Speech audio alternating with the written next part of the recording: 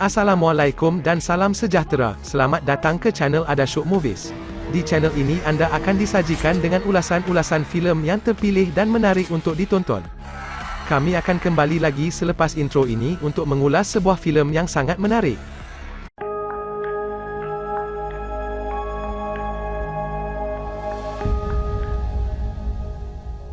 Di video kali ini kami akan ringkaskan sebuah filem thriller yang ditayangkan pada tahun 2021 bertajuk Malignant. Filem ini mengisahkan tentang seorang wanita bernama Madison dengan nama gelaran Maddie dan nama selepas berkahwin ialah Puan Mitchell.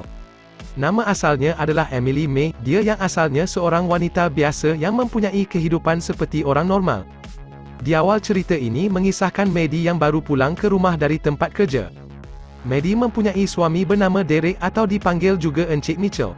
Maddie di ketika ini syarat mengandung kali yang keempat, 3 kandungan sebelum ini semuanya telah mengalami keguguran. Maddie berkata kepada Derek dia sangat penat bekerja, dan ingin berehat. Derek berkata Maddie sebaiknya berhenti mengandung kerana doktor telah berkata kemungkinan Maddie akan keguguran lagi. Derek berkata dia sudah tidak sanggup melihat anaknya mati dalam kandungan Maddie. Derek berkata banyak kali Maddie telah menghancurkan hatinya. Maddie berkata kepada Derek berhenti menyiksanya. Derek berkata kepada Maddie apakah keguguran ini berpunca dari saya, dengan menyentuh perut Maddie. Maddie dengan marahnya berkata jangan menyentuh bayi dia. Lalu Derek marah kemudian menghentak tubuh Maddie ke dinding menyebabkan kepala Maddie berdarah. Maddie mengunci bilik kerana tidak ingin Derek masuk dan menyakitinya lagi. Sebenarnya Derek ialah seorang lelaki yang baik, dia menjadi seorang pemabuk kerana sedih dengan bayinya yang selalu gugur. Pada malam itu, Derek merasakan ada seseorang yang tak dikenali masuk ke rumahnya. Ada kejadian pelik, pengisal makanan telah berbunyi dan pintu peti sejuk terbuka dengan sendirinya. Derek makin pelik melihat TV menyala dengan sendirinya dan melihat ada bayangan seseorang sedang menonton TV itu. Lalu Derek telah dibunuh oleh orang asing itu tadi. Pada keesokannya, Maddie tersedar dari tidurnya dan ingin mencari Derek. Alangkah terkejutnya apabila dia melihat Derek telah meninggal dunia.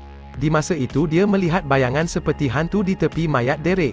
Kemudian dia dikejar oleh susuk lembaga itu. Maddie berlari ke bilik tapi telah dipecahkan oleh lembaga itu. Kemudian Maddie terpelanting lalu dia pengsan. Kemudian orang di kawasan itu telah menelefon polis apabila mendengar jeritan Maddie. Detektif K dan Detektif Rex telah ditugaskan untuk menyiasat kes ini. Mereka terkejut melihat keadaan mayat Derek yang begitu mengerikan.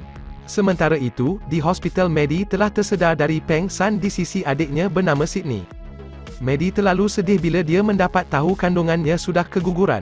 Sementara itu Detektif Rex mengatakan kepada Detektif K, penemuan dari laporan forensik adalah pelik. Pada mayat Derek ditemukan dengan corak cap jari yang terbalik. Detektif Rex berkata lagi jiran Maddie ada memberitahu Derek selalu memukul Maddie. Detektif Rex tidak menolak kemungkinan Maddie yang melakukan pembunuhan kerana tiada tanda pecah masuk. Dia juga berkata motif pembunuhan ini adalah balas dendam. Selepas 2 minggu berada di hospital, Maddie dibenarkan balik ke rumahnya. Sydney menolong menghantarkan Maddie pulang ke rumah. Sydney berkata dia boleh menemani Maddie sekiranya dia mahu. Setelah itu Maddie memberitahu Sydney dia bukan kakak kandung Sydney, dia diambil sebagai anak angkat semasa berusia 8 tahun. Maddie sudah tidak ingat apa-apa selain daripada itu dan ibu angkat Maddie berkata emak kandungnya meninggal semasa melahirkannya. Sebenarnya ibu kandung Maddie masih ada, tetapi Maddie tidak tahu, dia bekerja sebagai pemandu pelancong untuk kota Seattle lama bawah tanah. Namanya adalah Serena May dan telah diculik oleh seseorang yang tidak dikenali dan diikat di sebuah rumah.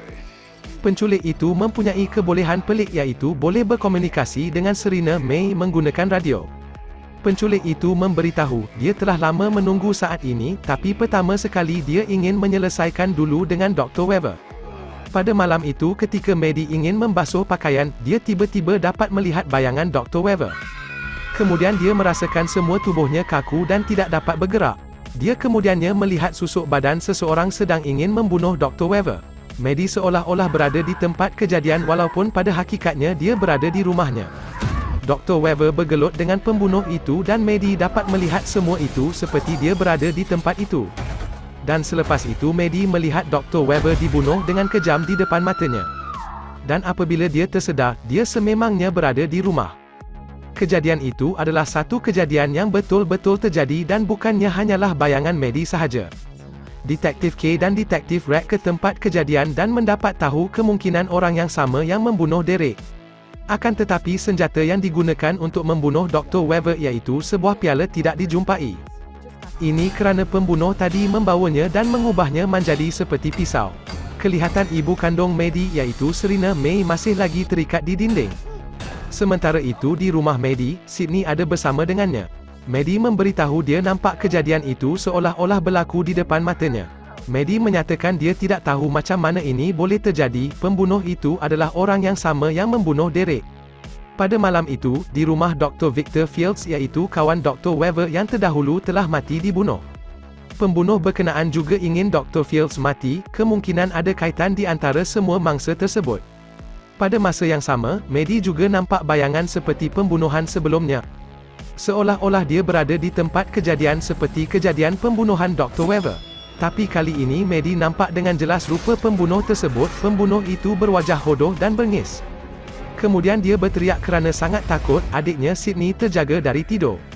Maddie memberitahu Sydney bahawa dia melihat pembunuh itu melakukan pembunuhan lagi. Tapi kali ini dia nampak rupa pembunuh itu dengan jelas.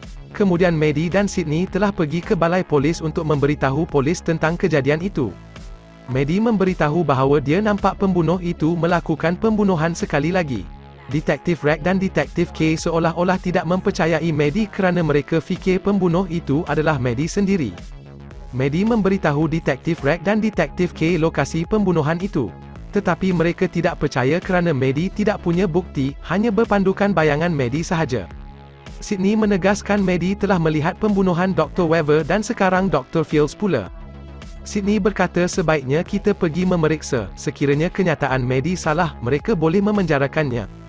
Dan akhirnya mereka pergi juga ke lokasi yang dinyatakan Maddie untuk memeriksa sama ada kejadian itu betul-betul terjadi atau tidak. Setibanya di rumah Dr. Fields, sememangnya pembunuhan itu betul-betul berlaku. Maddie seterusnya membuat lakaran pembunuh itu yang dia sendiri lihat dengan jelas. Semasa Maddie berada di dalam tandas di balai polis, dia telah menerima panggilan telefon dari orang yang tidak dikenali. Orang itu memanggil Maddie dengan nama Emily iaitu nama Maddie sebelum dia diambil sebagai anak angkat. Maddie menjelaskan nama dia adalah Madison, orang itu berkata ibu angkat kamu yang memberikan nama itu.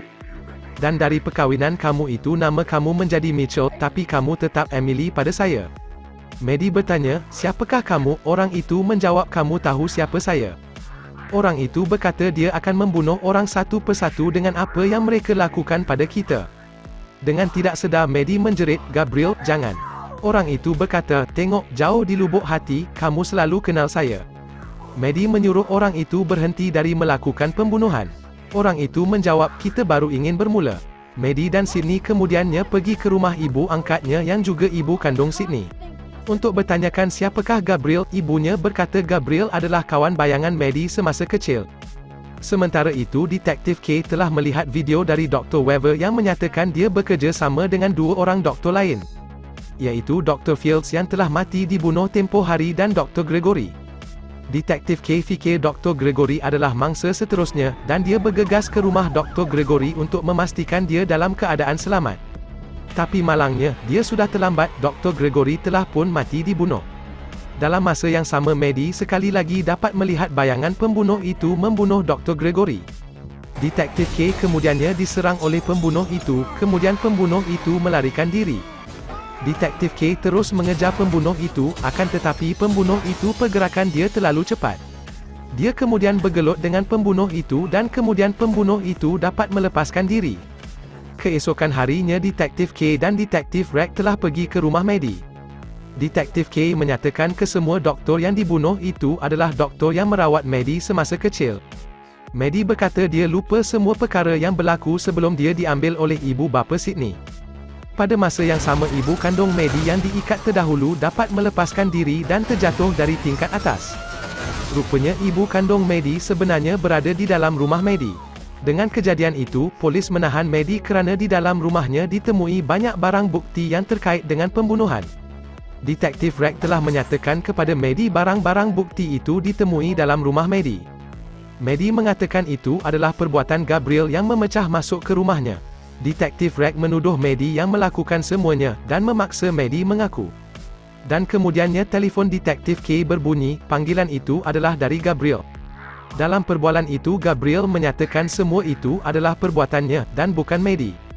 Gabriel menyatakan Maddie tidak tahu yang dia tinggal di rumah Maddie dan inginkan barang-barangnya semula. Dalam masa yang sama Sydney telah pergi ke hospital yang ditinggalkan, yang dahulunya disitulah Maddie dirawat. Sydney menemui satu pita rakaman yang menceritakan tentang rawatan Maddie masa kecilnya. Pada tahun 1992, iaitu semasa umur Maddie 8 tahun, pada masa itu di tubuh Maddie ada satu kembar parasit iaitu bernama Gabriel. Gabriel adalah versi teratoma yang melampau iaitu tumor yang terdiri dari tisu, rambut, gigi, otot dan tulang. Kembar parasit ini salah seorang adalah dominan sementara yang lain kurang berkembang. Dalam keadaan ini, seperti parasit Gabriel memakan tubuh Maddie. Gabriel dan Maddie berkongsi otak yang sama menyebabkan Maddie dapat mengetahui apa yang Gabriel lihat dan sebaliknya. Disebabkan mereka berkongsi otak yang sama, Gabriel mendominasi otak mereka. Gabriel boleh merampas tubuh Maddie dan menggunakan untuk tujuan balas dendam. Sebab itulah Maddie boleh merasa dirinya berada di tempat Gabriel semasa pembunuhan berlaku. Pada masa itu, 3 orang doktor yang telah Gabriel bunuh itulah yang melakukan pembedahan membuang tubuh Gabriel. Mereka hanya boleh membuang bahagian anggota badan luar Gabriel tetapi tidak boleh membuang otaknya. Kerana Gabriel berkongsi otak dengan Maddie, mereka hanya boleh menyembunyikan kepala Gabriel ke dalam tengkorak Maddie. Gabriel selama ini tidak aktif tetapi disebabkan suami Maddie iaitu Derek menghentak kepala Maddie ke dinding. Ketika itulah ianya membangunkan Gabriel, dan Gabriel mula mendominasi tubuh Maddie dan ingin membalas dendam. Dalam masa yang sama, semasa Maddie di dalam penjara, Gabriel mula mengambil alih tubuh Maddie. Dan kemudian Gabriel telah membunuh kesemua banduan dalam penjara itu. Gabriel telah membunuh seorang pegawai polis dan telah berjaya mendapatkan anak kunci penjara itu. Dan kemudiannya Gabriel telah mendapatkan barang-barangnya dalam bilik bukti. Kemudian Gabriel akan melakukan misi terakhir iaitu membunuh ibu kandungnya iaitu Serena May dan adik angkat Maddie, Sydney. Semasa Gabriel sampai di hospital, Gabriel bertemu Sydney dan ibu kandungnya. Pada masa itu Maddie tidak dapat berbuat apa-apa kerana Gabriel telah sepenuhnya mengawal tubuhnya. Sydney telah berkata kepada Maddie bahawa dia boleh melawan dan merampas semula otak yang dikawal oleh Gabriel. Apabila Sydney hampir dibunuh oleh Gabriel, Maddie berjaya mendapatkan kekuatan untuk merampas kembali tubuhnya dari Gabriel. Maddie telah berjaya mengawal otaknya dan memberi bayangan pada Gabriel yang dia telah membunuh Sydney dan emaknya. Padahal itu hanya berlaku dalam ayalan Gabriel, Maddie telah mengawal otak mereka sepenuhnya. Selepas itu Gabriel baru tersedar yang dia telah dikawal oleh Maddie. Dan sekarang Gabriel pula menjadi kaku, Maddie telah memenjarakan Gabriel di dalam dunia yang dicipta oleh Maddie. Akhirnya Maddie berhasil menjadi orang yang normal dan tidak lagi dikawal oleh kembar parasitnya Gabriel. Sekarang Maddie percaya, dia boleh mendapat kekuatan yang Gabriel ada. Maddie dapat mengalihkan katil berat yang menindih Sydney. Cerita ini tamat di sini sahaja. Disebabkan kasih sayang kakak kepada adiknya, Maddie akhirnya dapat menghapuskan Gabriel selama-lamanya. Sekiranya anda suka video ini, jangan lupa subscribe channel Adashok Movie untuk video yang akan datang. Terima kasih kerana menonton.